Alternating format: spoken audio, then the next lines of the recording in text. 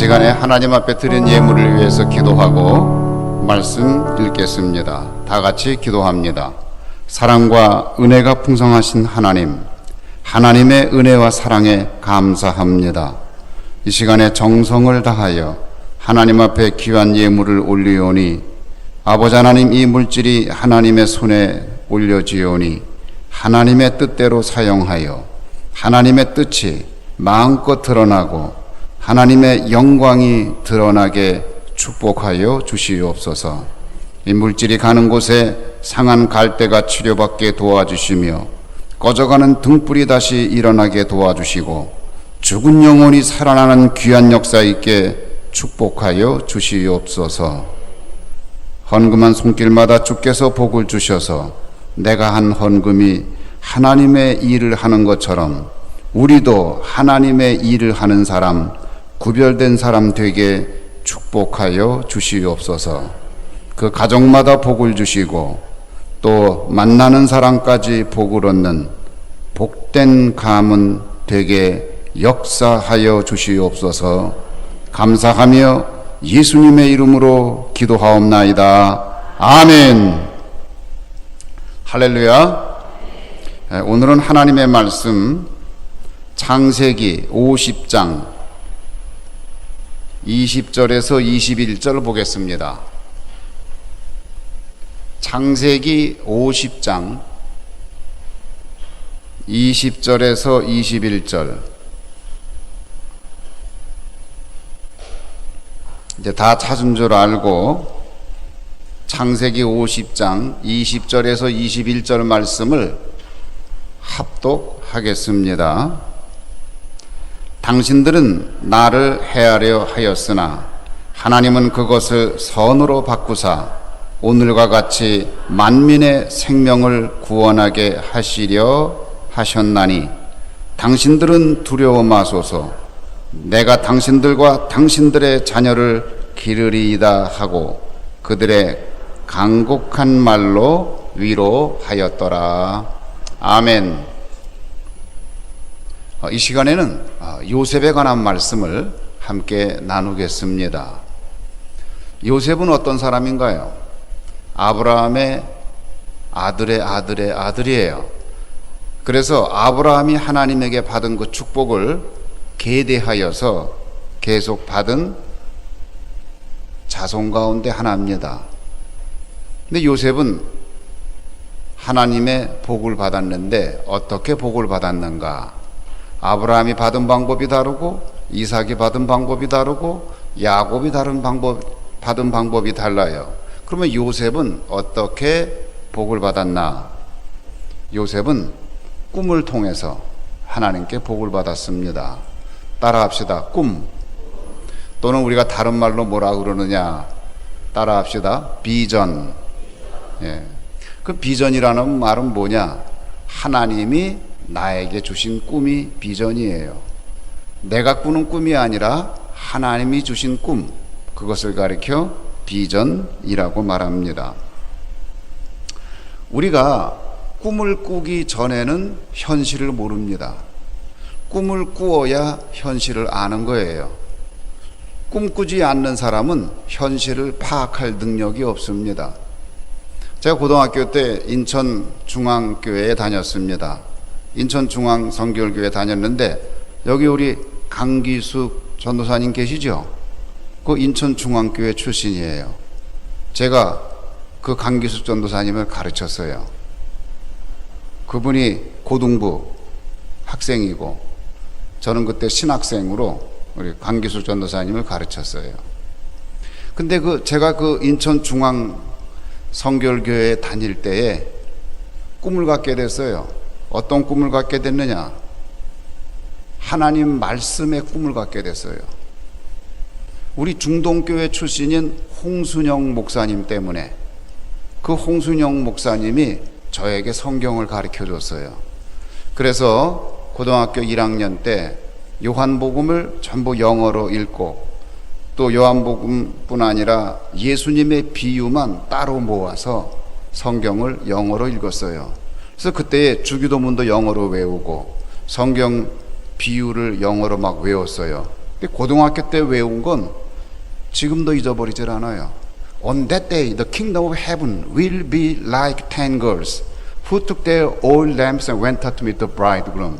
그날의 천국은 마치 등불을 들고 신랑을 맞으러 나간 10처녀와 같으리니. 그 10처녀의 비유 배울 때에 영어 성경으로 배웠는데 그거 그때 외운 거 지금도 외우고 있어요. Jesus, son of David, give mercy on me, give mercy on me. 다윗 아들 예수여 나를 불쌍히 여기소서, 나를 불쌍히 여기소서. 그때 고등학교 때 그 영어 성경 공부한 거예요. 그러면서 그때에 꿈을 가졌어요. 무슨 꿈을 가졌느냐? 하나님의 말씀의 사람이 되자, 그런 꿈을 가졌어요. 그때로부터 성경을 열심히 공부했어요. 그 홍순영 목사님을 통해서 그 꿈을 갖게 된 거예요.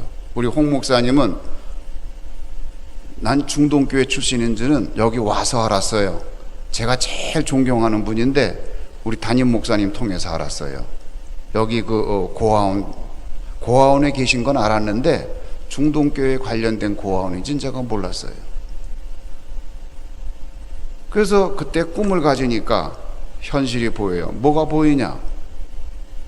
성경을 모른다는 사실이 보이는 거예요. 그럼 어떻게 해야 돼요? 성경을 열심히 공부해야 돼요. 꿈을 갖지 않으면 현실이 안 보여요. 그 다음에 신학대학을 갔습니다.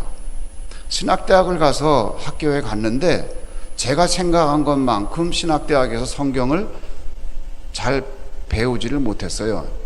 제 생각에는. 그래서 제가 그때 학장님에게 그런 얘기했어요. 학장님, 저는 신학대학에 오면은 성경을 많이 가르치는 줄 알았는데 전 성경을 참 배우고 싶은데 신학대학에서 성경을 잘 안 가르쳐 주네요. 그랬더니 그때 그 이상원 학장께서 뭐라고 그러시냐면 성경은 성경학교에서 배우는 거지 신학대학에서는 신학을 배워라 그러더라고요. 저는 그 말에 동의하지 못했어요. 아니 신학대학에서 성경을 안 가르치면 어디서 성경을 가르쳐요? 그 말을 전 납득을 못했어요. 그래서 이거 내가 신학대학 와서도 성경을 잘 못 배우니 어떻게 하면 좋을까? 어떻게 하면 좋을까? 그러다가 꿈을 가졌어요.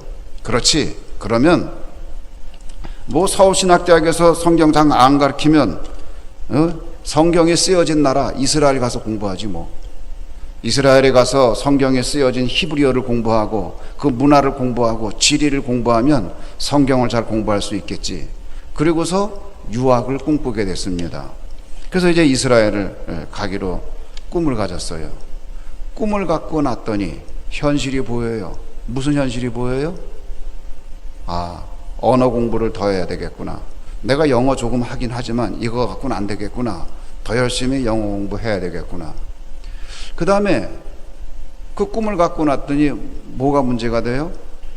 유학 가려면 유학 자금이 있어야 되는데 돈이 없어요. 그 현실이 보이는 거예요. 그때는 가방 이렇게 들고 다니면 가방에 이렇게 세 자릿수 맞히는 가방을 많이 들고 다녔어요. 그때 당시에는. 왜 그랬는지 몰라. 요새는 별로 안 그런데. 그래서 그 번호를 747 이렇게 해놨어요. 그래서 그 가방을 열려면 여하튼 간에 747을 맞춰야 가방이 열려요. 그럼 왜 747이냐? 747 전보 비행기 타고 나는 유학한다. 그러니까 747 열 때마다 그 생각을 하는 거예요. 그 꿈을 가진 사람은 그 꿈에 맞게 노력을 해요. 아, 그러면 내가 유학을 가야 되는데 공부를 잘해야 되겠구나. 열심히 공부했죠. 열심히 했어요. 또 신학교 졸업반 되기 전에 겨울방학에는 오대산에 가가지고 3개월 동안 계속 공부만 했어요. 그 저랑 같이 둘이 공부한 친구가 있는데 그 친구는 대학 총장이 되고 저는 건국대학 교수가 되고 자기가 꿈을 갖는 대로 되는 거예요. 꿈을 갖는 게 그렇게 중요해요. 그 꿈을 가지고 계속 노력을 해요. 꿈을 갖게 되면 내가 부족한 게 뭔지 보여요. 아, 꿈을 갖게 됐더니 내가 외국에 나가서 공부하기에는 실력이 모자라니 실력을 키워야 되겠구나. 그래서 늘 공부하는 거예요. 그래서 신학교 다닐 때 늘 영어 성경을 듣고 귀에다 꽂고 다니고 그러면서 공부를 했어요. 그러다 보니까 건국대학 교수도 되고 또 교수가 돼서 학교에서 학생들에게 전도도 하고 꿈을 가질 때에 현실이 보이는 거예요. 꿈을 갖기 전까지는 현실이 안 보여요. 제가 조치원교회에 와서 하나님 아버지, 제가 신실한 목사가 되게 해주세요. 그 꿈을 가졌어요. 그 꿈을 가지니까 현실이 보여요. 어떤 현실? 나는 신실한 목사가 아니구나. 준비가 안 됐구나. 신실한 목사가 되려면 어떻게 해야 되나? 세상에, 교회에 부임했는데 교수하다가 온 사람이라, 죄송해요 이런 얘기해서, 제가 새벽 기도도 안 나갔어요. 교수할 때. 그럼 언제 새벽 기도 나갔냐? 연말 새벽 기도 할 때만 나가서 새벽 기도하고, 평소엔 새벽 기도 안 했어요. 왜? 연구실에서 새벽 2시까지 논문 쓰고 연구하고 책 읽고 매일 새벽 2시까지 그렇게 연구했거든요. 그 새벽에 나올 수가 없어요. 그러던 사람이 이제 목회하면서 새벽 기도 안 하면 되겠어요? 부임해서 보니까 조치원 성결교회는 새벽 기도로 부흥한 교회입니다. 그러더라고요. 이거 큰일 났구나. 큰일 났구나. 신실한 목사가 되고 싶은 꿈을 가졌는데 현실은 그렇지를 못해요. 저에게 부족한 게 너무 많아요. 그래서 결심을 했어요. 꿈을 가졌어요. 그래, 그러면 나는 새벽 예배를 더 은혜롭게 하자. 그래서 부임하자마자 매일 2시에 기상을 했습니다. 몇 시에요? 2시에. 그 2시간 어느 시간이냐면 제가 잠자는 시간이에요. 평소에 제가 2시면 침대 가서 잤어요. 근데 그 시간이 일어나는 시간이 된 거예요. 그러니까 막 온몸이 아프고 너무 힘든 거예요. 그런데 이제는 잘 돼가지고 우리 교회 새벽 예배가 얼마나 은혜스러운지 몰라요. 혹시 그쪽으로 여행 오거나 그러면은 저희 교회 새벽 예배 한번 와보세요. 얼마나 은혜로운지 몰라요. 새벽 예배가 너무너무 은혜로워요. 자, 꿈을 가지면 현실이 나타나는 거예요. 현실이 보이는 거예요. 현실이 보일 때에 그것을 위해서 노력을 하게 되는 거예요. 꿈이 없는 사람은 현실을 직시하지 못해요. 내가 이스라엘에 가서 공부해야 되겠다 그랬더니 현실이 당장 드러나요. 뭐가? 이스라엘 가서 공부하려는데 히브리어도 몰라요. 아니, 그 나라 가는데 그 나라 말도 모르면서 어떻게? 그래서 또 히브리어를 열심히 공부했어요. 지금은 히브리어를, 히브리어 문학도 가르치고 히브리어 번역하는 것도 가르치고 히브리어학과 교수가 돼서 그런 일을 다 했지만은 그때는 히브리어를 전혀 몰랐어요. 그 꿈을 갖고 나니까 내가 히브리어를 모르는구나. 그럼 공부해야 되겠구나. 그게 공부하게 되는 거예요. 만약에 제가 이스라엘에 가서 공부할 꿈이 없었다면 히브리어를 몰라도 이게 무슨 상관이에요? 생활하는데 무슨 지장이 있어요? 내가 유학 갈 결심을 안 했으면 영어 그 정도 잘하는데 그만큼 하면 됐지, 영어 공부를 더 할 필요가 뭐가 있어요? 근데 꿈을 갖고 났더니 다른 거예요. 토플 시험도 보고 나중에 미국 갈 때는 GRE 시험도 보고 점수 높게 맞아야 될 거 아니에요? 장학금 받으려면. 꿈을 갖게 될 때에 현실이 보이는 거예요. 꿈을 안 가지면 현실이 안 보여요. 예를 들어서 우리 교회에서 내가 전도를 제일 잘하는 사람이 돼야 되겠다. 꿈을 갖고 보면은 현실이 보여요. 그동안 내가 얼마나 전도를 안 했는가. 그리고 내가 사람들에게 얼마나 쌀쌀했는가.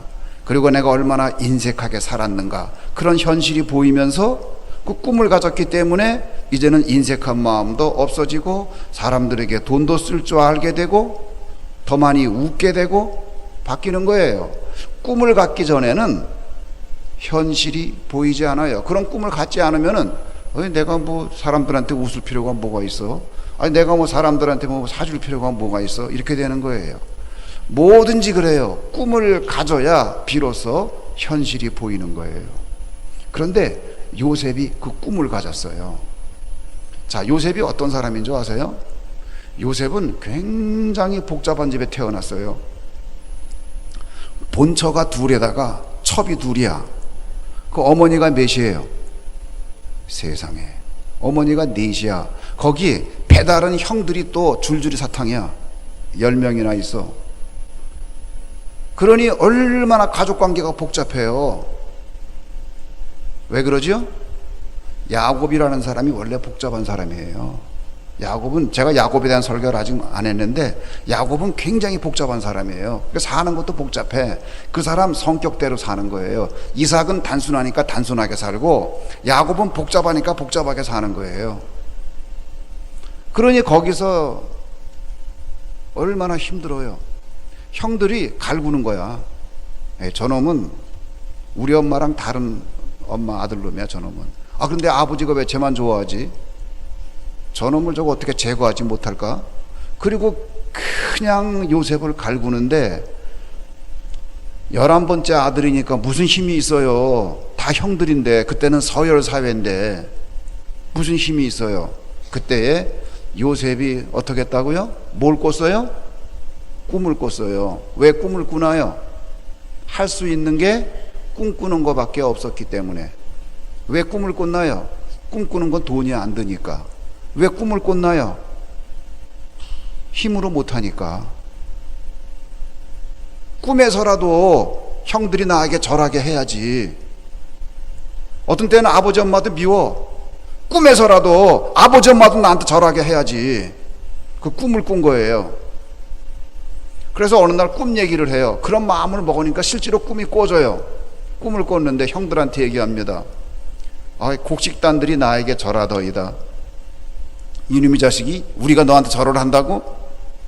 해와 달과 별들이 나에게 절하더이다. 꿈 얘기를 하는 거예요. 해와 달과 11개의 별이 저에게 절을 하더이다. 그랬더니 형들이 더 화가 난 거예요. 아니, 이놈이 이제는 지난번에 곡식단이 절한다고 그러더니 이제는 해와 달과 11개의 별이 절을 한다고? 그러면 너 아버지 어머니까지 너한테 절을 하고 종이 되라는 얘기냐, 이놈아? 그리고 하던 구박을 더 하는 거예요. 자, 이 꿈을 요셉이 갖게 됐어요. 어린 나이에 꿈을 가졌어요. 자, 그러면 이 꿈을 이루려면 어떻게 해야 될까요? 보통으로 살아가지고는 이 꿈을 이루지 못해요. 그냥 평범하게 살아가지고는 절대로 형들이 요셉에게 절을 할 수가 없어요. 그럼 어떻게 살아야 돼요? 보통으로 살아서는 안 돼. 그 꿈을 가졌더니 현실이 보여. 꿈은 그렇지만 현실은 뭐예요? 형들이 나를 죽이려고 그래.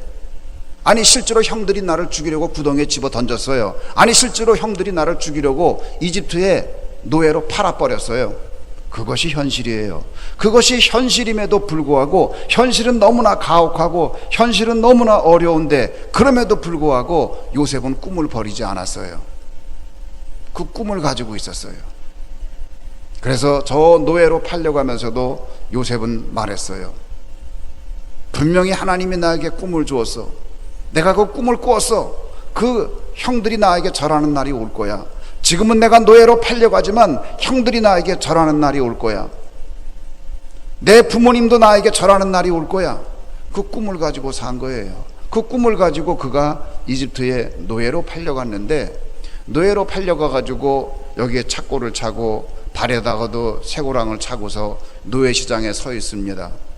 자, 여기 젊은 사람, 건강한 사람 있습니다. 얼마 누가 살까요? 누가 살까요? 경매 붙이는 거예요.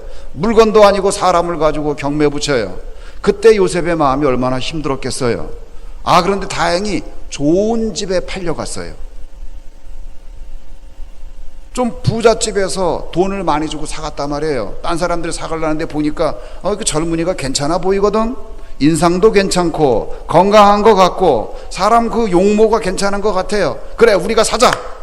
그래서 그 사람을 사갔어요. 사가서 일을 가만히 시켜보니까 일을 너무 잘해. 책임감도 강하고 맡겨놓은 일을 너무 잘하는 거예요. 그래서 더 큰 일을 시켜봅니다. 이놈 봐라. 그래, 이것도 한번 해봐라. 더 큰 일을 시킵니다. 그렇게 잘할 수가 없고 그렇게 책임감이 강할 수가 없고 맡겨놓은 일을 틀림없이 해놔요. 그러니까 이 주인이, 그래, 너 그러면 이제부터 우리 집안일은 다 네가 맡아라. 네가 온 이후로 내가 편해졌구나. 여러분, 죄송합니다, 이런 얘기를 해서. 부목사님 가운데도 그런 분들이 있어요. 어떤 분은 참 담임 목사가 힘들어. 근데 어떤 분이 오면 그렇게 일을 시원하게 시원스럽게 잘해. 지금 우리 교회 수석 목사가 그렇게 일을 잘해. 아주 일을 잘해요. 행정의 달이냐. 그리고 신실해.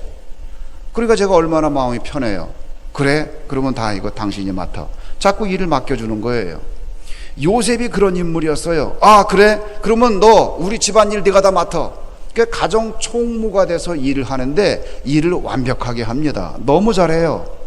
그런데 가만히 보니까 그 보디발의 부인이 이렇게 보니까 이 청년이 너무 괜찮거든. 그래서 어떻게 한번 해보고 싶은 거야. 이 청년을 한번 잡아뜨려 보고 싶은 거예요. 아, 근데 힘으로 자빠져요? 청년이 더 힘이 센데 몇 번 잡아뜨리려고 했는데 안 자빠지네. 그날도 보니까는 아무도 없는데 보니까 기회는 딱 좋은데 저 청년 품에 한번 안겨보면 좋겠는데, 그래서 살살 얘기를 해요. 그랬더니 요셉이 말을 합니다. 주인님, 저희 주인께서 이 집에 있는 모든 것을 저에게 맡겼습니다. 제가 모든 것을 충실하게 하고 충성을 다해서 일을 합니다. 그러나 우리 여주인님만은 저에게 맡기지 않았습니다. 이것은 불가한 일입니다. 그렇게 노력을 하고 그렇게 노력하고 그렇게 잘해주고 그렇게 친절을 베풀고 몇 번 그랬는데도 이 남자가 그냥 그렇게 말을 하니까 여자가 모욕감을 느낀 거예요. 에이, 안 되는 밥에 재나 뿌려보자. 그러고서 그냥 소리를 지른 거예요. 그러면서 요셉이 이제 그 자리를 안 됩니다 그러고 도망을 가는데 옷을 꽉 잡은 거예요. 그랬더니 요셉이 옷을 벗은 채로 도망간 거예요. 저녁에 남편이 돌아왔습니다. 여보, 이 옷 좀 봐. 당신이 데리고 온 그 히브리 종놈이 나를 겁탈하려고 그랬어. 어떻게 저런 놈을 우리 집에 두고 살아? 나는 불안해서 못 살아. 당신 출근하고 나면 내가 얼마나 불안한 줄 알아? 여기 봐, 이 옷이 증거 아니에요? 증거. 여기 증거 있잖아. 우리 여자가 그렇게 말을 하니까, 아니 그래, 그놈이, 내가 그놈을 믿었는데 그놈이 그럴 수 있어? 그래서 요셉이 성폭행범으로 감옥에 갇히게 됩니다. 감옥에 갇혔는데 참 놀랍죠. 감옥에 가서도 요셉이 반듯하게 행해요.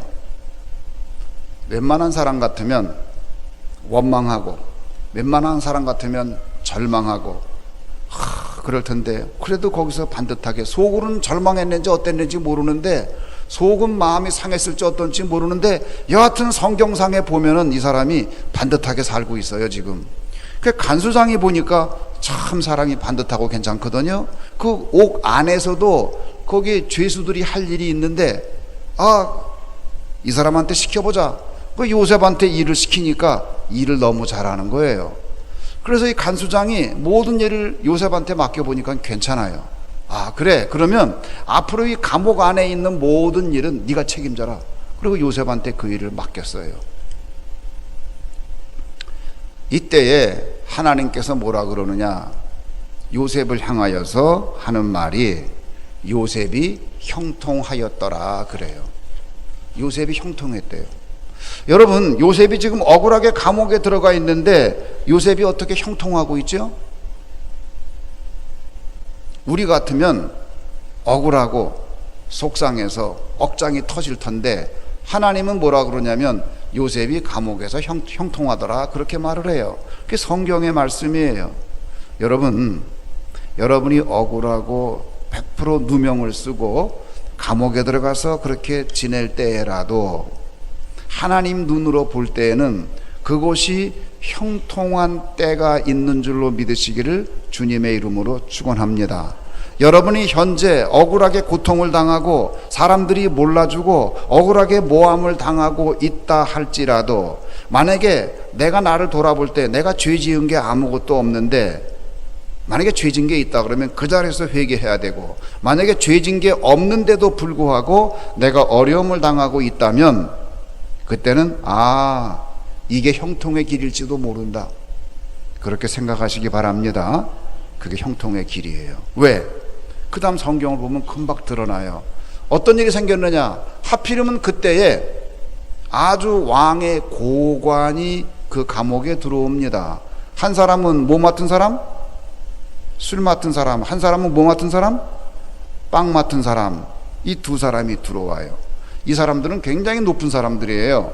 옛날에 이 그리스, 뭐 페르시아, 이집트의 시대에 술 맡은 관원, 빵 맡은 관원 이런 사람들은 오늘날의 청와대의 경호실장과 같은 높은 사람들이에요. 왜? 옛날에는 왕을 독살하는 경우가 많았는데 뭘 통해 독살시켰을까요? 음식을 통해서, 술을 통해서. 술에다가 독약을 넣으면 죽는 거잖아요. 그러니까 100% 믿는 사람 아니면 그 일을 못해요. 그래서 가장 높은 사람들인데 어떤 일로 인해서 이 사람들이 감옥에 들어왔어요. 감옥에 들어와서 이 사람들이 얼마나 힘들겠어요. 그 높은 사람이 감옥에 들어왔으니 얼마나 힘들겠어요. 그 감옥에 있는데 너무 괴롭죠. 근데 성경에 보니까 여러 날이 지나니라 그렇게 돼 있어요. 그러니까 감옥에 들어와서 여러 날이 지나는 거예요. 계속 하염없이 날짜가 가는 거예요. 근데 그때에 요셉이 그 사람들의 시중을 들었습니다. 그 간수가 요셉에게 말을 했어요. 저분들은 특별한 분들이니까 네가 잘 모셔야 된다. 그 요셉이 그분을 잘 모신 거예요. 여기에 하나님의 숨은 시나리오가 있는 거예요. 자, 요셉이 거기서 어떤 일을 했을까요? 거기 있으면서 두 분이 하는 얘기를 자연스럽게 듣게 돼요. 두 사람이 무슨 얘기했을까요? 파라오에 관한 얘기를 하죠. 바로 왕에 관한 얘기를 하죠. 또 바로 왕 궁에 관한 이야기를 하죠. 왕께서 우리한테 왜 그렇게 했지? 그 왕의 성격이 왜 그렇지? 왜 이런 일이 생긴 거지? 그러면서 그런 얘기를 다 하는 거예요. 저는 그 기간에 요셉이 특별 과외 교육을 받았다고 생각해요. 자, 보세요. 제가 국무총리가 되고 싶어요. 국무총리가 되고 싶은데 제가 이 정치 쪽에 훈련을 받은 적이 없어요. 그래서 제가 연락을 했어요. 현직 국무총리한테 연락을 해서, 총리님, 제가 앞으로 국무총리가 되고 싶은데 그러기 위해서는 많은 교육이 필요합니다. 저에게 시간을 내주겠습니까? 일주일에 한 번씩 시간을 내주시면 제가 잘 배우겠습니다. 그러면 총리께서 시간을 저에게 내줄까요? 안 내줄까요? 천만의 말씀, 만만의 콩떡. 안 내줘요. 어떻게 내줘요, 시간을? 그러면 제가 다시 또 제안을 합니다. 총리님, 제가 돈을 많이 드리겠습니다. 일주일에 한 번씩 와서 저를 가르쳐 주십시오.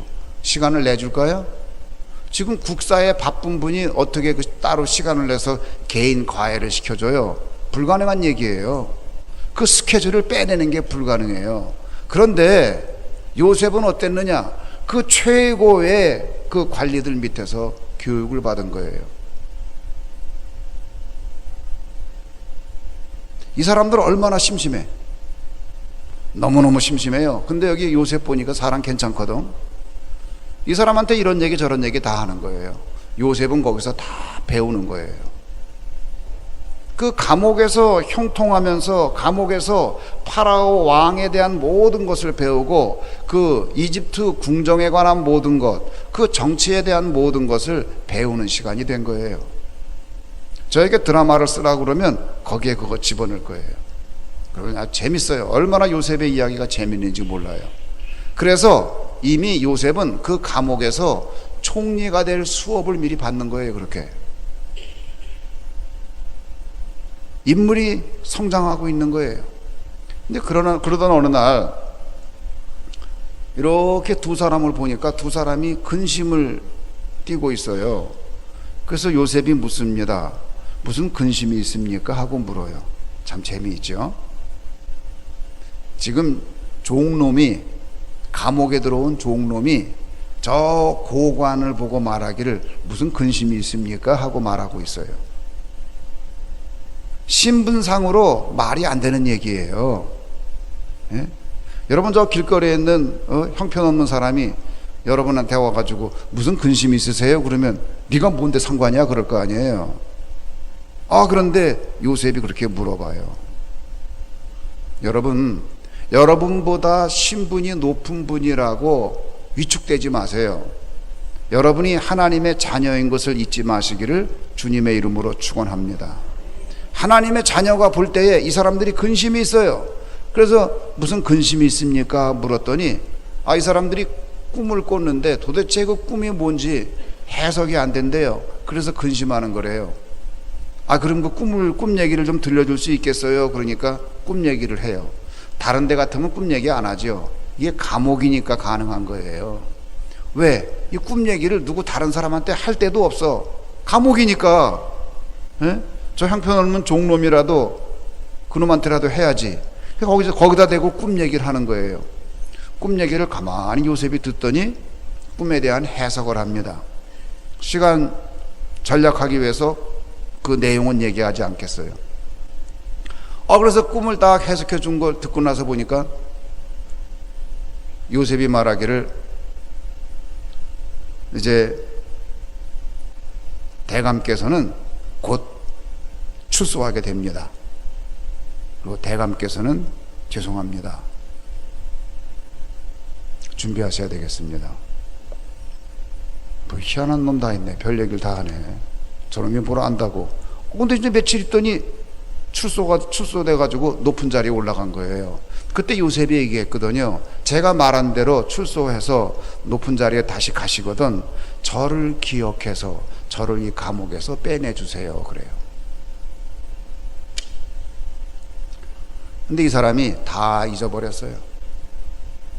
여러분, 요셉이 지금 감옥에 가 있는데 요셉이 감옥에 가 있는 것은 하나님의 계획이에요. 하나님의 시나리오예요. 그곳에 가야 고관들을 만날 수 있지, 요셉같이 형편없는 신분의 사람이, 더군다나 외국인이 그 높은 사람들을 만나서 개인 과외 수업을 받는다고요? 정치 수업을 받는다고요? 불가능한 얘기예요. 근데 어떻게 해서 가능해요? 그게 감옥이니까 가능한 거예요. 하나님이 그렇게 요셉을 인도한 거예요. 우리가 볼 때 우리 인생이 나락으로 떨어지고 나는 억울하고 나는 성폭행범이 아닌데 성폭행범으로 감옥에 갇혔을 때에 우리는 생각하기를 내 인생은 끝났다라고 생각할지 모르지만 따라합시다. 나는 복둥이다. 어떠한 경우에도 우리가 죄를 짓지 아니하고 하나님에게 올바르게 살면은 하나님이 여러분을 복으로 인도하시는 줄 믿으시기를 주님의 이름으로 축원합니다. 요셉이 그걸 믿었어요. 아브라함이 믿은 것처럼, 이삭이 믿은 것처럼, 야곱이 믿은 것처럼 요셉도 그 말을 믿었어요. 그 말씀을 믿었어요. 다른 11 형제들은 안 믿었지만 요셉은 믿었어요. 그래서 요셉이 인물이 된 거예요. 여기 있는 많은 권사님들, 집사님들 많이 있지만, 장로님들 계시지만 이 가운데 그것을 믿고 끝까지 믿고 자기 욕심을 떠나서 하나님이 인도한 대로 가는 사람, 그 사람은 아브라함처럼 되고 이삭처럼 되고 야곱처럼 되고 요셉처럼 되는 줄 믿으시기를 주님의 이름으로 축원합니다. 그렇게 되기를 결심하세요. 그렇게 되는 거예요. 다 되는 게 아니에요. 12 아들 가운데 요셉만 그렇게 된 거예요. 요셉이 그렇게 해서 이제 꿈을 해석을 했는데 이 사람이 잊어버렸어요. 화장실 갈 때하고 화장실 일 보고 나올 때하고 사람 마음이 바뀐대잖아요. 뭐 일 다 봤으니까 이제 뭐 잊어버린 거죠. 뭐 요셉이 뭐 중요한 사람도 아닌데 그 사람 내가 뭐 기억하지 못한다고 그래서 내 신상에 해로운 일이 생길 것 같지도 않고, 그 사람 뭐 도와준다고 그래서 내가 뭐 더 승진할 것 같지도 않고, 뭐 그 사람에 대해서 신경 쓸 게 뭐가 있어요. 그 요셉이라는 사람, 하찮은 사람이니까 잊어버린 거예요. 근데 말이에요, 만약에 요셉이 그때 바로 석방됐으면 일은 안 되는 거예요. 시간이 더 필요했어요. 어떤 시간?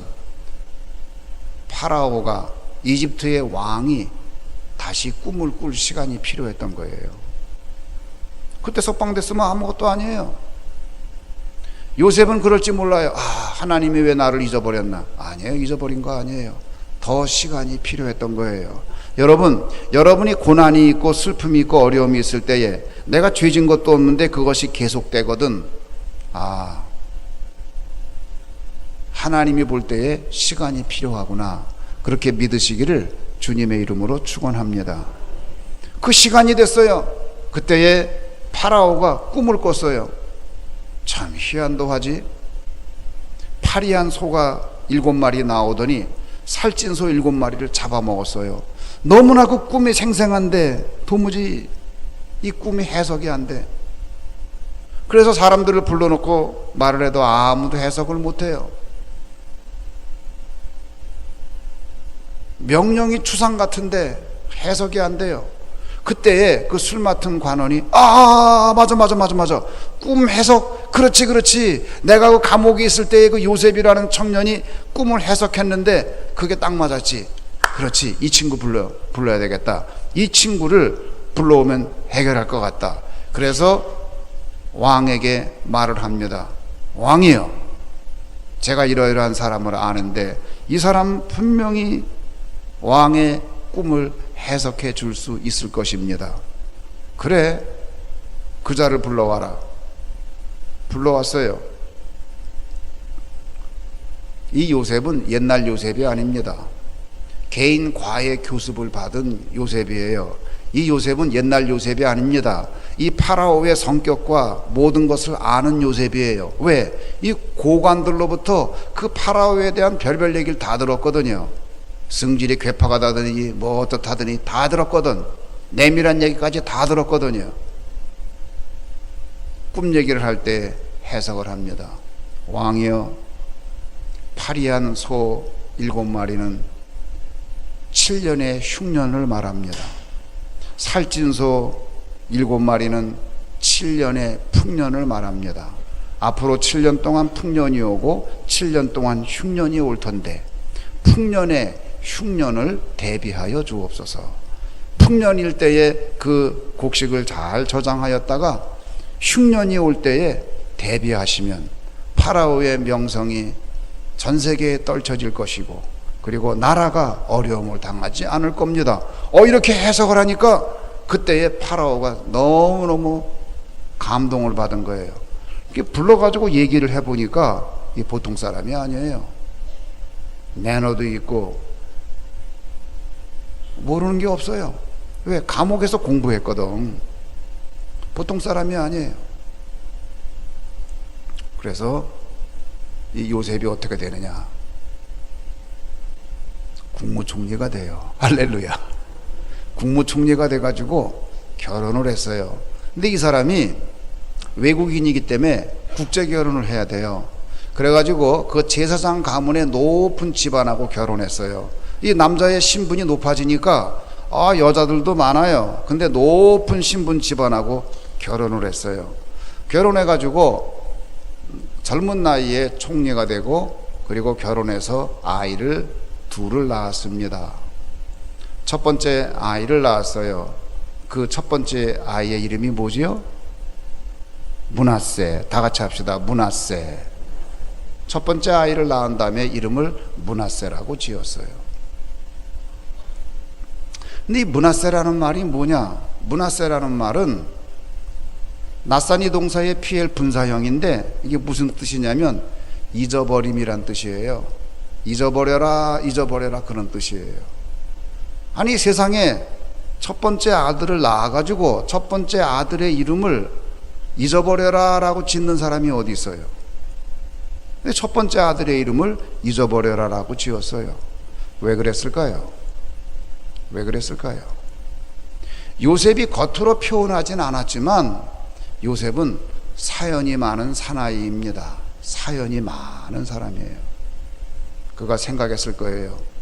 가끔가다 울컥울컥 생각나는데 내가 그 생각에 사로잡히면 내 인생은 그날로 망하는 거다. 내가 하나님의 꿈에 사로잡혀야지. 형들이 나에게 악한 짓 한 것 거기에 사로잡히면 안 돼. 그건 잊어버려야 돼. 꿈을 생각해야지. 이건 잊어버려야 돼. 그런데 잊어버려지지가 않는 거예요. 가끔 그 생각이 나면은 너무너무 힘든 거예요. 그래서 이 사람이 그 사연 때문에 견디기가 어려워요. 사람들은 그런 사연 때문에 인생이 파괴됩니다. 아니 어떻게 형들이 나를 구덩이에다 집어넣고 그곳에서 나 죽이려고 그랬지. 그리고 자기들끼리 도시락 까먹으면서 깔깔거리며 웃던 소리가 자꾸 귀에 들리는데 도무지 잊혀지지가 않아요. 아니 그 여자는 내가 손목도 잡아본 적이 없는데 어떻게 나보고 성폭행범이라고 내가 그 여자를 겁탈하려고 한다고 했지? 어떻게 그럴 수가 있지? 아니 또 혹 그 여자는 그렇다 치더라도 내가 충성을 다한 보디발 내 주인은 왜 내 충정을 믿어주지 않고 나를 감옥에 집어넣지? 그런 거 생각이 하나 둘 셋 넷 생각나는 날은 술을 잔뜩 퍼먹고 고함을 지르고 주위에 있는 물건을 다 부셔버리고 밤새도록 그렇게 해도 그 속이 풀리질 않아요.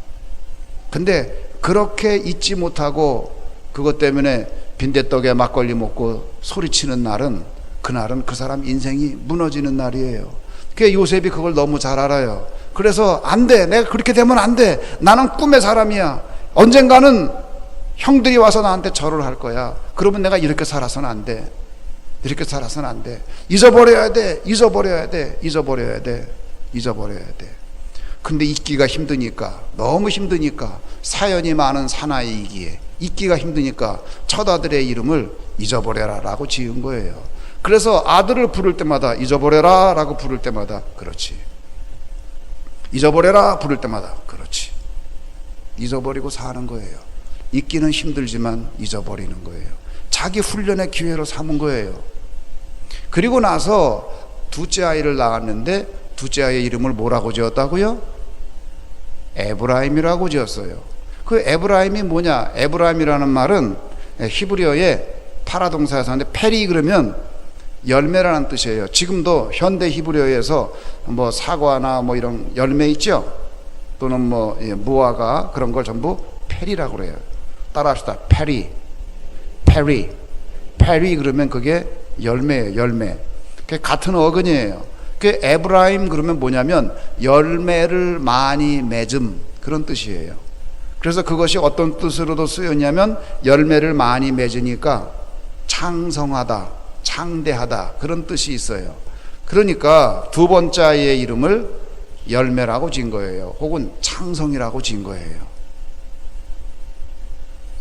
잊어버릴 때에, 과거의 쓴뿌리를 잊어버릴 때에, 그리고 그 비전을 향하여 나아갈 때에 하나님께서 열매를 주신 줄 믿으시기를 주님의 이름으로 축원합니다.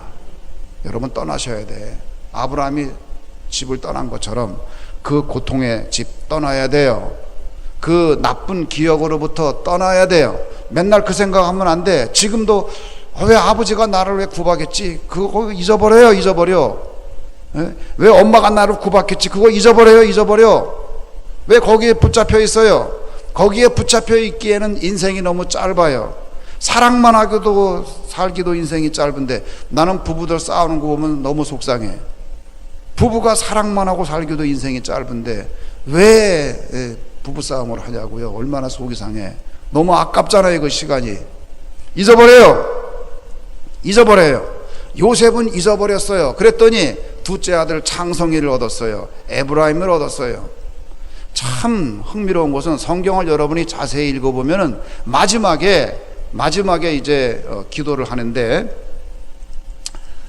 야곱이가 이제 임종할 때 기도를 합니다. 기도하는데 모든 이제 사람들을 축복하고 기도할 때에 요셉이 에브라임하고 므낫세를 데리고 왔어요. 그래서 아버지 기도해 주세요. 근데 므낫세하고 에브라임은 야곱의 뭐예요? 손자의 손자.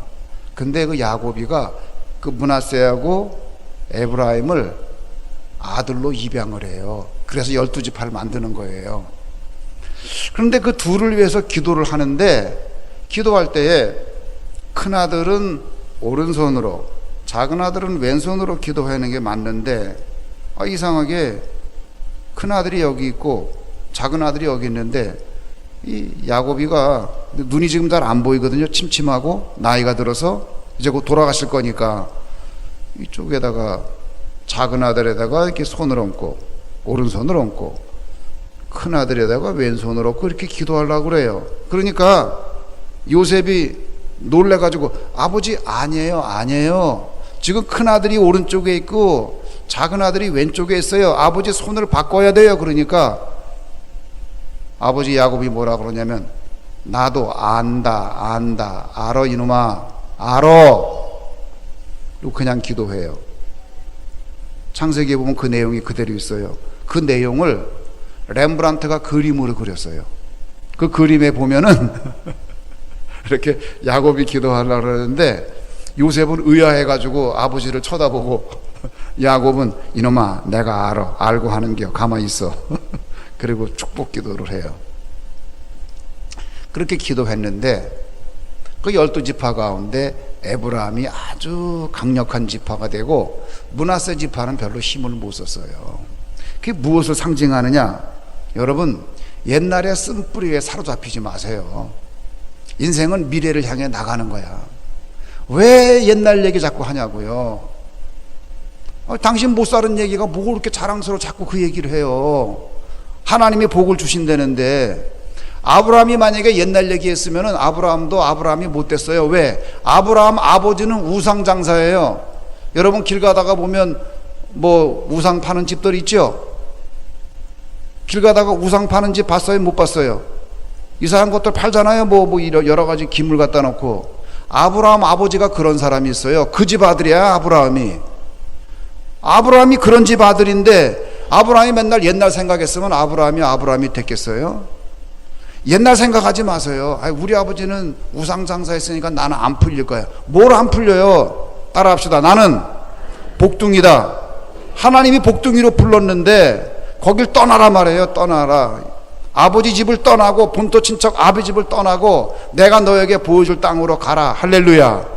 거기로 가면 돼요. 하나님이 보여주는 대로 가는 믿음의 사람들 되기를 주님의 이름으로 축원합니다. 그 가면 되는 거예요. 과거에 묶여 있으면 안 돼요.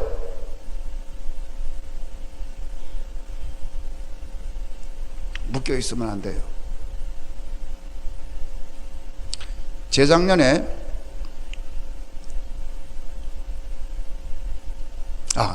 벌써 3년 됐네요. 3년 전에 중앙일보 전국 대학 평가한 적이 있어요.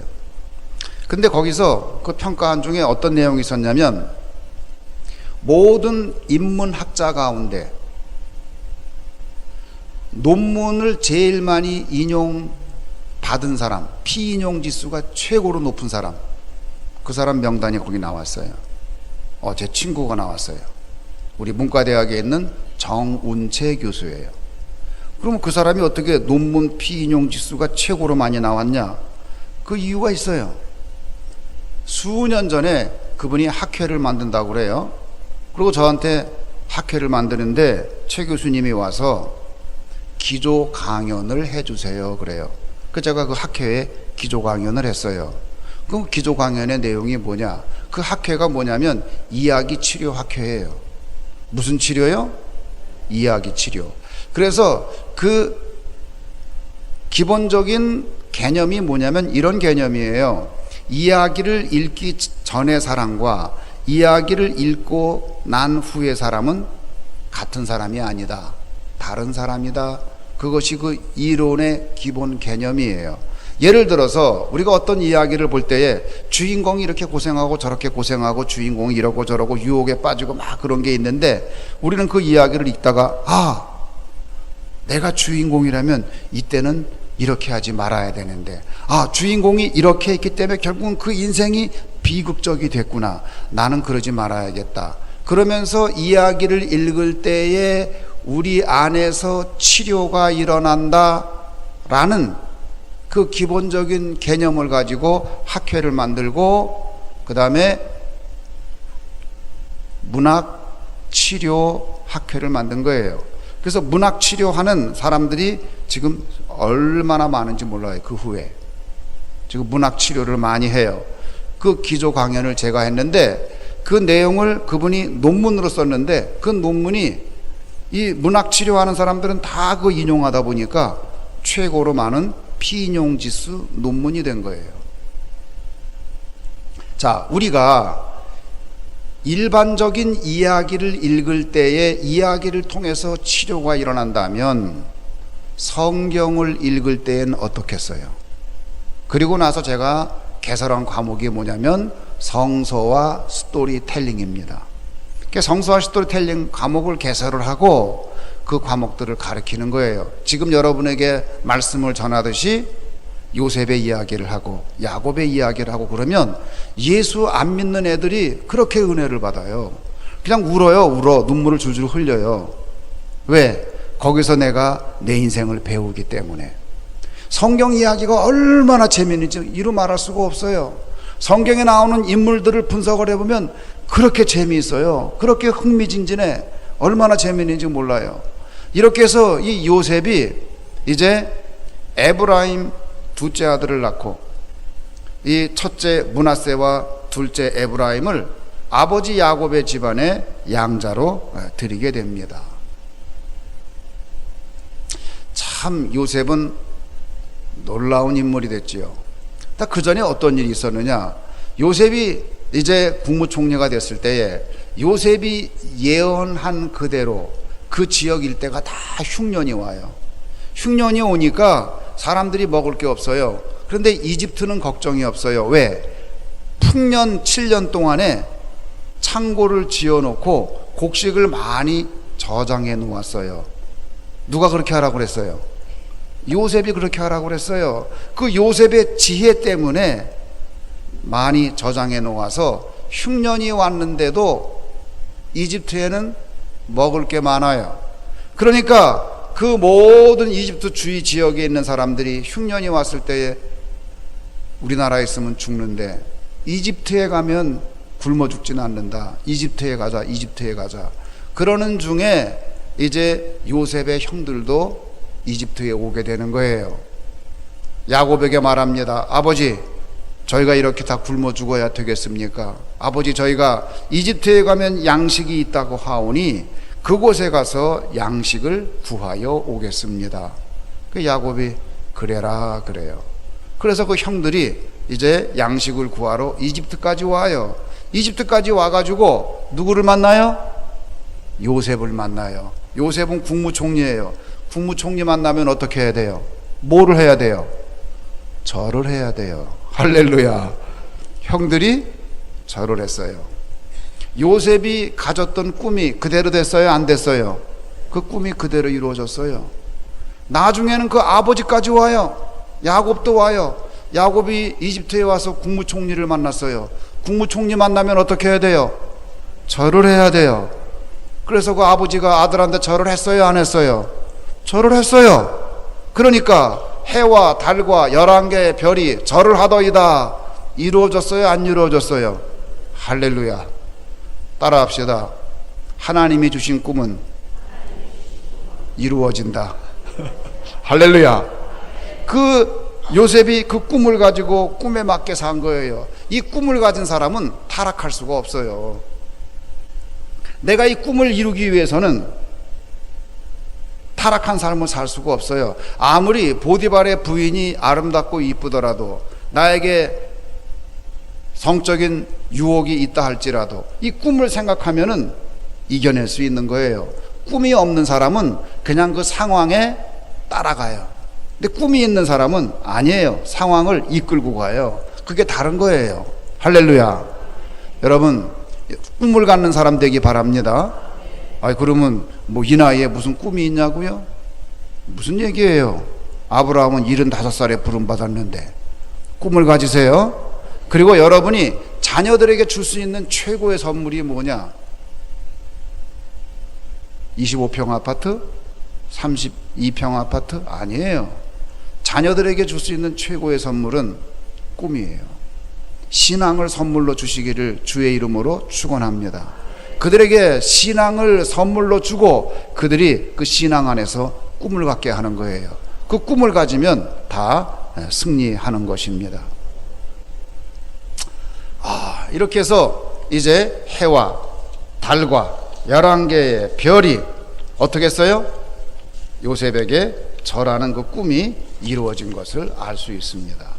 참으로 놀라운 일입니다. 근데 여러분 그거 아십니까? 창세기 12장에서 50장에 나오는 아브라함, 그 다음에 누구예요? 이삭, 그 다음에 누구예요? 야곱, 그 다음에 누구예요? 요셉. 이 네 사람이 전부 다 공통점이 있어요. 그 공통점이 뭐냐? 따라합시다. 장자. 이 네 사람이 다 장자가 됐어요. 이상하지요? 야곱이 동생인데 장자가 됐어요. 요셉은 11번째 아들인데 장자가 됐어요. 믿음의 장자가 되기를 주의 이름으로 축원합니다. 그럼 어떻게 장자가 됐느냐? 요셉은 장자가 아니었어요. 야곱도 장자가 아니었어요. 야곱이 장자가 아니었지만 기도로 나중에 장자가 되었는데, 요셉도 11번째 아들인데 장자가 되는 것을 알 수 있어요. 자, 창세기 37장 2절을 보면 이렇게 말을 합니다.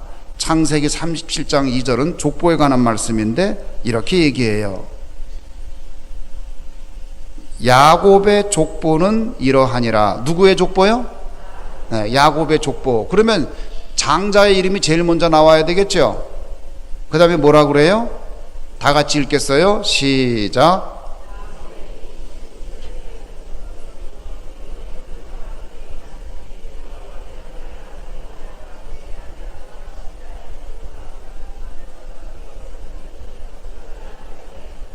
자, 야곱의 족보를 얘기하는데 그걸 히브리어로 톨레도시라고 그래요. 그 톨레도스를 얘기하는데 그러면서 제일 처음에 요셉이 17세의 소년으로 이러이러했다. 지금 장자 얘기하는 거예요. 제일 큰 아들 얘기를 제일 먼저 하는 거예요. 그러면서 뭐라 그랬느냐? 우리 37장 역대상 5장 1절 우리 다 같이 한번 읽겠어요. 시작.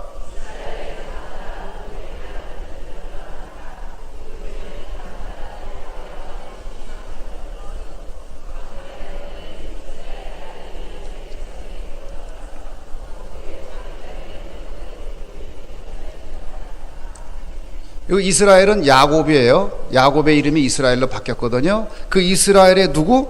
장자. 원래 장자가 누구예요? 르우벤이에요. 르우벤의 아들들은 이러하니라 그러면서 거기 뭐라 그랬냐면, 르우벤은 장자라도 그의 아버지의 침상을 더럽혔으므로 장자의 명분이 이스라엘의 아들 누구에게? 요셉의 자손에게 돌아가서 장자의 명분이 요셉한테 간 거예요. 족보에 장자의 명분대로 기록되지 못하였느니라. 장자의 명분이 누구한테 갔다고요? 요셉한테 갔어요. 자, 2절을 한번 보겠어요. 역대상 5장 2절 다 같이 읽겠어요. 시작.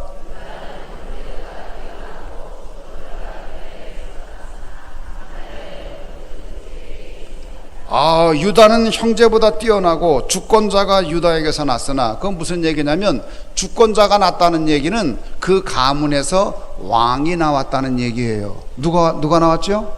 어느 왕? 다윗 왕이 나왔어요. 이렇게 주권자가 나왔지만은 장자의 명분은 누구에게 있느니라? 요셉에게 있느니라. 이렇게 해서 장자의 명분을 누가 갖게 됐느냐? 요셉이 갖게 됐어요. 자, 그러면 여기서 우리가 살펴보면은 야곱은 자기가 장자의 명분을 가지려고 아버지를 속이고 형을 속이고 피부를 이식하고 냄새를 이식하고 별의별 짓을 다 하면서 노력을 했는데, 나중에 그가 장자가 되긴 하지만 이루 말할 수 없는 고통 가운데 장자가 되긴 해요. 근데 요셉은 달라요. 장자가 되는 법이 달라. 이삭도 장자가 되는 법이 달라요. 그 왜 그런가? 캐릭터가, 성격이 복잡한 사람은 인생이 복잡해지는 거예요. 저는 아주 단순합니다. 저는 아주 단순해요. 그래서 이 뒤에서 뭐 이렇게 조종하고 모의하고 그러는 걸 못해요. 그런 거 하면 얼굴에 금방 나타나. 그런 사람은 어떻게 사는 게 좋을까요? 그냥 편안하게 웃고 사는 게 좋아요. 괜히 뭐 꾸밀라고 그러지 마시라고. 그러면 그 사람은 그때부터 고통을 당해. 저는 교통법규를 잘 지키거든요. 아주 모범 운전자입니다. 근데 어쩌다가 법규를 어기면 바로 들켜. 바로 딱지야. 그래서 저는 얼마나 감사한지 몰라요. 너 같은 사람은 법을 꼭 지키고 살아야 된다. 하나님이 가르쳐 주니까 얼마나 감사해요. 이렇게 근데 내 친구 하나는 요리조리 법을 어기고 다니는데도 참 이상하게 안 잡혀. 또 그러다가 경찰한테 잡혀도 어떻게 말을 잘하면 사바사바하면 또 벌금도 안 내고 경례까지 받고 가. 아, 참 희한해. 사람마다 다 성격이 다른 거예요. 그렇다고 해서 제가 그 사람을 부러워해서 그 사람 흉내내면 될까요? 안 될까요? 아니에요. 안 돼요. 이삭은 이삭처럼 살아야 되고 요셉은 요셉처럼 살아야 돼요. 제가 우리 교회에 이제 이 목사님들 있잖아요. 그럼 저하고 우리 목사님들하고 전부 다 같이 하루 날 잡아서 애니어그램 전문가를 모셔가지고 전부 성격 테스트를 했어요. 그날 하루 종일 그것만 했어요. 그래가지고 같은 그래프 안에다가 다 거기다가 집어넣어요. 그러면 우리 부목사님들이 담임 목사의 단점을 너무 잘 알아요. 에이, 우리 담임 목사는 그거는 되게 못해. 너무 잘 알아. 근데 서로 마찬가지예요. 그래서 그래프를 같이 놓고 보면은 이 목사님은 어느 쪽에 강점이 있고 이 목사님은 어느 쪽에 단점이 있다. 그 김 목사가 그래서 그랬구나. 그 김 목사가 왜 그러는가 했더니 도무지 이해가 안 됐는데 이제 성격 조사를 해보니까 저 양반이 그러는데 이유가 있구나 그러면서 이해가 되면서 그 사람을 도와주게 돼요. 그 사람의 부족한 점을 서로 메꿔주는 거예요. 저의 사모도 같이 거기 들어가 있고 다른 사모들도 있고 그래서 이 사모님들은 또 이렇구나. 그래서 그 그래프 안에 모든 게 들어있어요. 서로가 서로를 너무 잘 알아요. 그럼 어떻게 하면 돼요? 간단해요. 아브라함은 아브라함처럼 살면 되고 이삭은 이삭처럼 살면 되고 야곱은 야곱처럼 살면 되고 요셉은 요셉처럼 살면 됩니다. 할렐루야. 그러면서 서로 아브라함은 아브라함의 강점을 발휘하고 이삭은 이삭의 강점을 발휘하고 요셉은 요셉의 강점을 발휘하면 되는 거예요. 할렐루야. 그래서 저희는 그래요. 우리 교회 목회팀은 어벤져스 팀이다 그렇게 얘기해요. 우리는 어벤져스 팀이에요. 우리 목회팀이 우리 목사님들이 일을 얼마나 잘하는지 몰라요. 저희 너무 행복해요. 왜? 목사님들이 일을 잘하니까 행복해요. 우리는 어벤져스 팀이에요. 그렇게 해서 이제 각자 그 캐릭터를 살려서 일을 하는 거예요. 아브라함이 다르고 이삭이 다르고 요셉이 달라요. 야곱이 달라요. 그러면 내가 저 사람 같지 않다고 고민할 필요가 없어요. 왜 고민을 해요? 생긴 대로 살면 되지. 그것이 하나님 주신 달란트인데 그 달란트를 땅속에 묻지만 않으면 되는 거예요. 제가 지지난주에는 설교 제목이 어땠느냐. 지지난주 설교 제목은 이 제목이었어요. 따라합시다.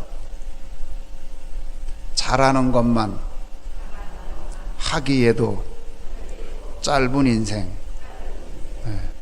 못하는 거 걱정하지 마세요. 잘하는 것만 하기도 인생이 짧은데 뭘 못하는 걱정을 해 그렇게. 제 아내가 있습니다. 제 아내가 있는데 이 사람이 잘하는 것만 내가 후원하고 이 사람이 잘하는 것만 도와주기에도 내 인생이 짧아요. 그리고 내가 가지고 있는 모든 게 부족해. 근데 언제 내가 이 사람의 단점을 보고 이 사람의 잘못이 뭐가 있고 그거 지적질할 시간이 언제 있냐고요. 또 그거 지적한다고 그래서 그게 도움이나 돼요? 그 사람이 잘하는 것만 내가 밀어주기에도 내 인생이 짧아요. 왜 못하는 얘기를 하냐고. 여러분 자녀를 키울 때도 마찬가지예요. 너네 그거 못하냐? 왜 그러면 너 그게 뭐냐? 그 얘기할 시간에 야 너 이것도 하는구나. 이야 잘한다. 세상에 너 그쪽으로 한번 해봐. 너 큰 사람 되겠다.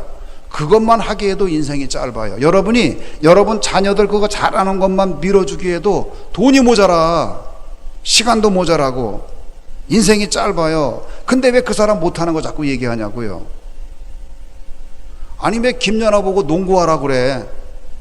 김연아 씨가 농구 못하면 어때? 스케이트, 피겨 스케이트만 잘 타면 되지. 아니 왜 박찬호 보고 왜 축구하라고 그러냐고. 그 사람 축구장에서 축구 못해도 괜찮아요. 뭐 잘하면 돼? 야구 잘하면 돼요. 자기 잘하는 것만 잘하기에도 인생이 짧아요. 자, 아브라함은 아브라함답게 살면 되는 거예요. 이삭은 이삭답게 살면 되는 거예요. 야곱은 야곱처럼 살면 되는 거예요. 전략가로 살면 돼요. 요셉은 요셉처럼 살면 되는 거예요. 드리머로 살면 되는 거예요. 그래서 그 사람이 가지고 있는 그 캐릭터, 그 사람이 가지고 있는 성품을 10분 발휘해서 하나님 앞에 충성하면 그 사람이 복이 되는 거예요. 할렐루야. 그래서 하나님께서 우리를 뭘로 불렀다? 복둥이로 불렀어요. 그리고 나를 만나는 사람도 복을 받게 돼요. 단지 그 사람의 성품에 따라서 이야기가 달라지더라. 그 이야기가 달라지는 거예요. 여러분, 요셉이라는 사람, 꿈의 사람이에요. 자, 요셉이라는 말이 무슨 뜻을 가지고 있느냐? 요셉이란 말은 히브리어 야사프라는 말에서 왔어요. 야사프라는 말은 뭐냐면 더하다, 그런 뜻이에요. 더하다. 요세프는 뭐냐면 더하기예요. 더하기.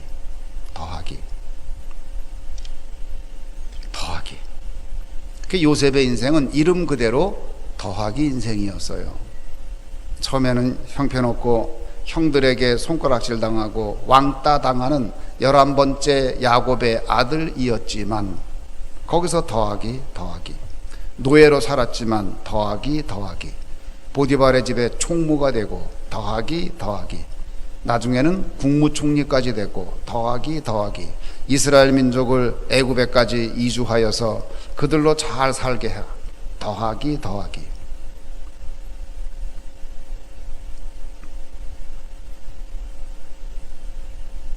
요셉의 형들이요, 나중에 이집트에 가서 그 국무총리가 요셉이라는 걸 알았을 때에 첫 번째 반가웠어요. 근데 두 번째 두려웠어요. 왜 두려웠죠? 이젠 끝났구나. 우리 죽었구나. 우리가 저 사람을 노예로 팔았는데 저 사람이 저기 높은 사람 됐으니 우리는 끝났구나. 그렇게 생각을 했어요. 이젠 끝났구나 생각했어요. 요셉의 입장에서는 어때요? 어떻게 할 기회가 왔어요? 원수를 갚을 기회가 왔어요. 이제 원수 갚으면 돼요. 근데 원수 갚으면 어떻게 하는 거예요? 원수를 갚으면 빼기 인생을 사는 거예요. 원수 갚으면 그 사람 제거해야 되잖아요. 이 사람도 제거하고 저 사람도 제거하고. 그렇게 빼기 인생 산 사람이 있어요. 그가 누구냐? 사울 왕이에요. 사울 왕은 능력도 있고 대단한 사람인데 이 사람은 빼기 인생을 살았어요. 이 사람도 의심스러우니까 빼고 저 사람도 의심스러우니까 빼고 자기에게 가장 후원이 되고 힘이 될 다윗도 빼고 다 빼고 빼다 보니까 마지막 전쟁터에서 자기와 자기 부관 병기 맡은 사람 둘만 남았어요. 야, 네가 나를 죽여라. 내가 저 할례 받지 못한 블레셋 군인들에게 죽느니 네가 나를 죽여라. 네 칼로 나를 죽여라. 그랬더니 제가 어떻게 기름 부은 종을 죽입니까? 저 못합니다.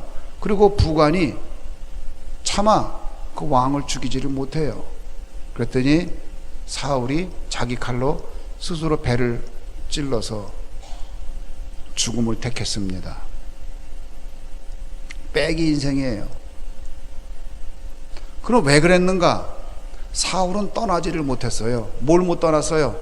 자기 집을 못 떠났어. 못 떠났어요. 자기 욕심을 못 떠났어요. 그러니까 하나님이 보여주는 대로 인생을 살지를 못했어요. 그의 인생은 축복이 되어야 했는데도 불구하고 그의 인생이 저주로 끝난 것을 우리는 알고 있습니다. 믿음의 원형이 뭐냐? 믿음의 원조. 제가 성경을 보면서 처음 하나님 믿은 사람은 어떻게 믿었을까? 믿음의 원형 컨텐츠는 무엇일까라는 학문적인 질문을 가지고 시작한 거예요. 제가 이 공부를. 그랬는데 믿음의 원형 컨텐츠, 믿음의 원조를 살펴보니까 아브라함의 이야기, 이삭의 이야기, 야곱의 이야기, 요셉의 이야기예요. 근데 그 원형이 뭐냐? 네가 너를 떠나서 내가 지시하는 곳으로 가기만 하면 내가 너 복둥이 만들어 주겠다. 그뿐 아니라 너를 만나는 사람도 복이 되게 하겠다. 할렐루야. 여러분 그렇게 사시기 바랍니다. 언제까지 못 떠나고 그 욕심에 사로잡혀 가지고 그러고 살겠어요? 하나님이 여러분을 위해서 시나리오를 주셨는데 여러분이 시나리오대로 살지를 못해요. 왜? 욕심에 사로잡혀서 그 형편없는 시나리오를 가지고 와가지고 하나님 이번에 얘가 꼭 취직돼야 되는데 왜 안 해주세요? 내가 32평 아파트로 옮겨야 되는데 왜 안 해주세요? 그러는데 하나님은 이게 아니라 어마어마한 시나리오를 가지고 있어요.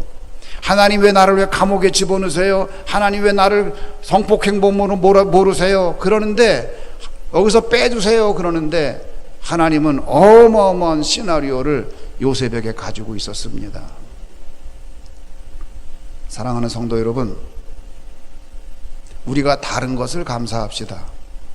김권사하고 나하고 성격이 다른 걸 감사하세요. 그 사람이 이해가 되지 않거든 하나님은 저런 사람도 만들었구나 감사하세요. 그것 때문에 싸우지 마세요. 그 사람에겐 그 사람의 이야기가 나올 거예요. 나에겐 나의 이야기가 있을 거예요. 하나님이 다른 사람이 아닌 나만을 위한 이야기, 내가 주인공이 된 이야기, 그 이야기를 가지고 지금 우리에게 요청합니다.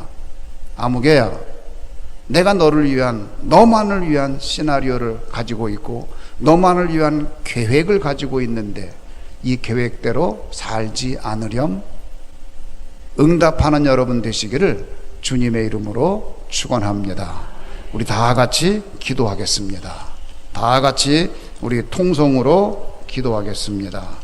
하나님 아버지, 내가 하나님의 부르심대로 살지 못하고 내 욕심대로 살아서 이때까지 내가 살아온 모습을 보니 하나님이 원하는 그런 삶이 아니었고 내 욕심대로 살았던 것을 고백합니다. 용서해 주시고 이제는 하나님의 부름에 따라 사는 삶이 되게 해달라고 다 같이 통성으로 하나님 앞에 기도하겠습니다. 사랑과